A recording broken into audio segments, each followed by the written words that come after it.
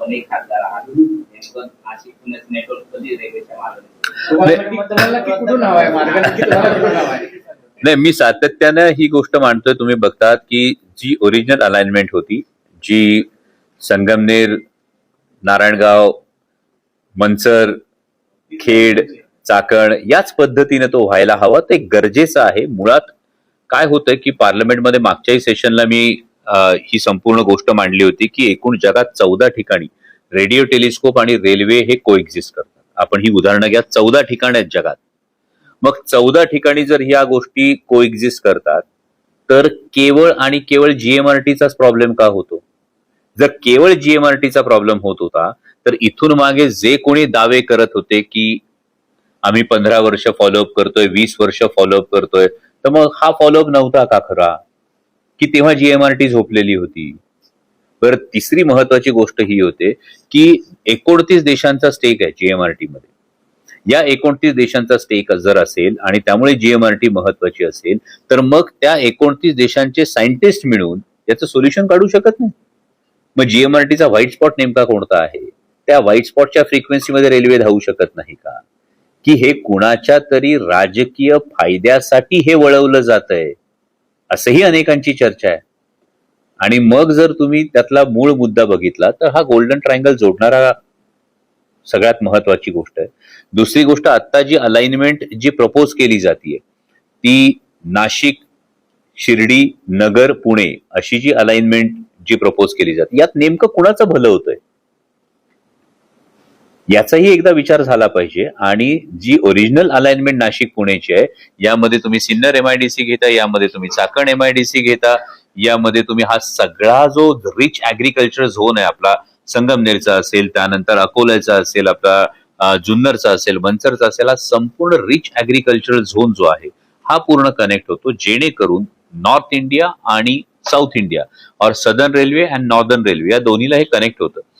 बरं, यातमधली एक फार महत्वाची इंटरेस्टिंग गोष्ट जर तुम्हाला बघायची असेल तर माननीय रेल्वे मंत्री महोदयांनी हाऊसमध्ये उत्तर दिलं होतं की यामध्ये डिपार्टमेंट ऑफ ॲटॉमिक एनर्जीला डिपार्टमेंट ऑफ ॲटॉमिक एनर्जी याच्या अंतर्गत खरं तर जीएमआरटी येते, त्या जीएमआरटीने एक ऑब्जेक्शन घेतलं होतं.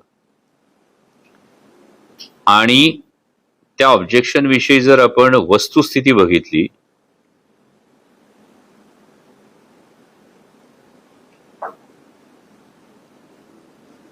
एक सेकंड,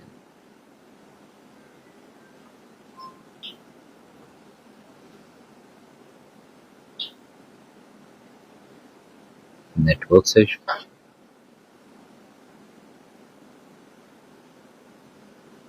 तुम्हाला हे दाखवू शकतो. पण जीएमआरटीने ऑब्जेक्शन घेतलं असं माननीय रेल्वे मंत्र्यांनी हाऊसमध्ये सांगितलं. वस्तुस्थिती आहे, माहितीच्या अधिकारामध्ये जीएमआरटीला जेव्हा विचारलं गेलं की या संदर्भात आपलं नेमकं ऑब्जेक्शन काय, यावर जीएमआरटीचं उत्तर आहे की डिपार्टमेंट ऑफ ॲटॉमिक एनर्जीने असा कोणताही प्रश्न आम्हाला विचारलेला नाही. मग इथे दाल में कुछ काला है की पुरी दाल काली आहे? मग हे नेमकं कोण करतंय? आणि खरं तर महाराष्ट्राच्या मुख्यमंत्र्यांनी याचं उत्तर द्यायला हवं, कारण महाराष्ट्राचे मुख्यमंत्री माननीय देवेंद्रजी फडणवीस यांची फार महत्वाची भूमिका जेव्हा एमआरआयडीसीची जी स्थापना माजी मुख्यमंत्री पृथ्वीराजजी चव्हाण यांच्या काळात झाली, त्यानंतर माननीय मुख्यमंत्री देवेंद्रजी फडणवीस यांच्या काळामध्ये या प्रकल्पाचं संपूर्ण आरेखन आणि या सगळ्या गोष्टी करण्यात आल्या होत्या. आणि एमआरआयडीसी कडून म्हणजे Maharashtra rail infrastructure development corporation कडून हा अचानक काढून घेऊन रेल्वेकडे देण्यात आलाय. त्यामुळे माननीय मुख्यमंत्री महोदयांच्या मार्गदर्शनाखाली, त्यांच्या अध्यक्षतेखाली या प्रकल्पानं इतकी पुढपर्यंत वाटचाल केली होती. जवळपास मला वाटतं की साधारणतः आता माझ्या मतदारसंघाचा जेव्हा तुम्ही विचार करता तेव्हा आम्ही गावनिहाय बैठका घेऊन त्या सगळ्या ग्रामस्थांची सहमती करून यामध्ये जवळपास 50% लँड ॲक्विजिशन यासाठी आमच्या शिरूर लोकसभा मतदारसंघामध्ये पुणे नाशिक रेल्वेला एकाही गावामध्ये कुठेही विरोध नव्हता. लोक स्वतःहून जमिनी द्यायला तयार होते. या सगळ्या गोष्टी झाल्यानंतर अचानक जेव्हा प्रकल्प हा रद्द झाल्याचं माननीय रेल्वे मंत्री म्हणतात, तर मला वाटतं याच्यावर तोडगा काढता येऊ शकतो. याच्यावर तोडगा निघालाच पाहिजे. मी या भूमिकेचा आहे आणि महाराष्ट्राचे माननीय मुख्यमंत्री देवेंद्रजी फडणवीस यांनी यामध्ये पुढाकार घ्यायला हवा.